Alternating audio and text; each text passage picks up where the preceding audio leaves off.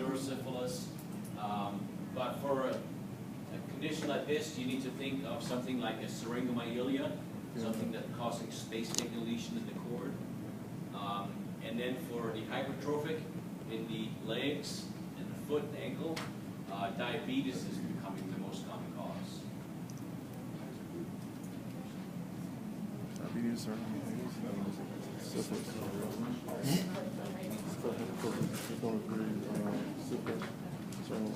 So here we have a disc herniation. This is a central protrusion. You can see on the sagittal image that the disc has a signal tendency loss. So it is actually an extrusion because the herniation has exceeded the limits of the end plates.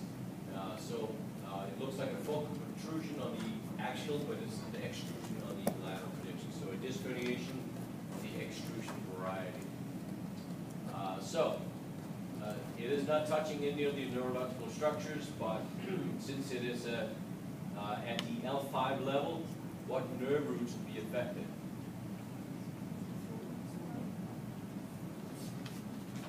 So see the writing right here?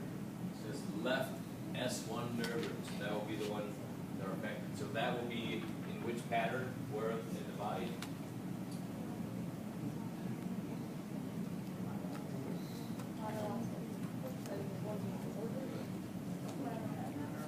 Lateral leg, patella, reflex, right?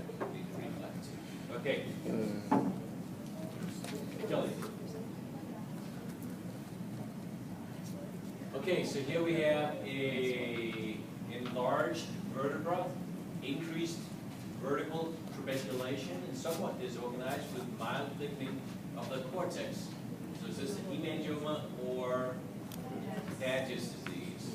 Paget's disease. Is that AAA? That is borderline AAA. So enlarged vertebra, what was that? Paget disease. Wait, how did you get that? Just for that? Because of the enlargement of that. So here we have another focal disc protrusion of the extrusion variety, causing effacement displacement of the proximal S1 nerve root complex on the right side, and facing and indenting the fecal sac, anterior rightward. So that would have the right leg distribution, right foot, making right foot drop this. Okay, so here's an important one. The findings are a smaller head on the right than compared to the left. We have loss of normal spherosity, in other words, the roundedness of the femoral head. We see that there is some sclerosis and lucencies involved in the head, and we see there's an increase in the teardrop distance. Collectively, all these features are representative of OCP. a vascular necrosis, and in the kid is known as Legg-Calvé-Perthes disease.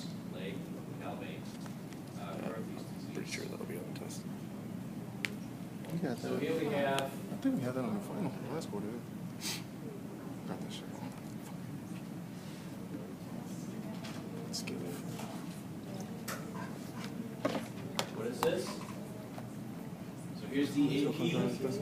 This is the open joint. So here we see the little density here, and we see that the little density is separated off the bone right here. So that's the medial aspect, or the lateral aspect of the medial femoral condyle, classic location for an osteochondritis dissecans. And so this is an osteochondral injury. It's an osteochondral injury that results in bone necrosis, and that's called osteochondritis dissecans. So since it's an osteochondral injury, that means the origin is traumatic, right? Osteochondral injury. So this is osteochondritis dissecans. So the most common location that is the knee. Second most common location is in the talus, and then the humeral head.